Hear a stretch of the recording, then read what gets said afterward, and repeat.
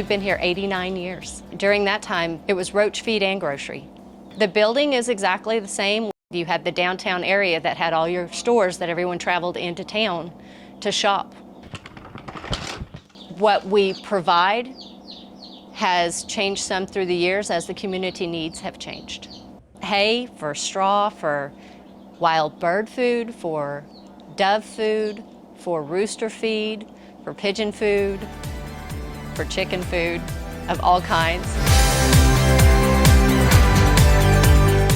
In downtown Garland, they're going to find great places to shop, as well as some excellent restaurants.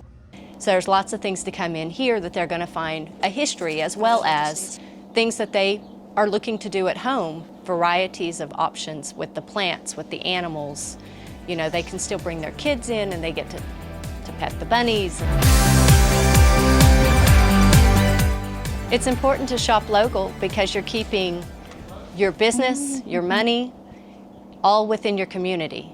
You're shopping with someone that you go to church with, that you go to school with, that you run into at the grocery store.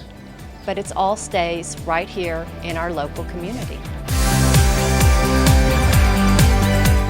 I'm excited. I'll be happy to see it finished, but I'm excited about the changes they're doing in downtown Garland. It's going to be more open and bring more people in, and be comfortable, be a usable space that families can come and enjoy their time and shop while they're here, and it can be a destination. Downtown Garland has always been a good place to be. The people are great, customers are wonderful, it's a great city to be in.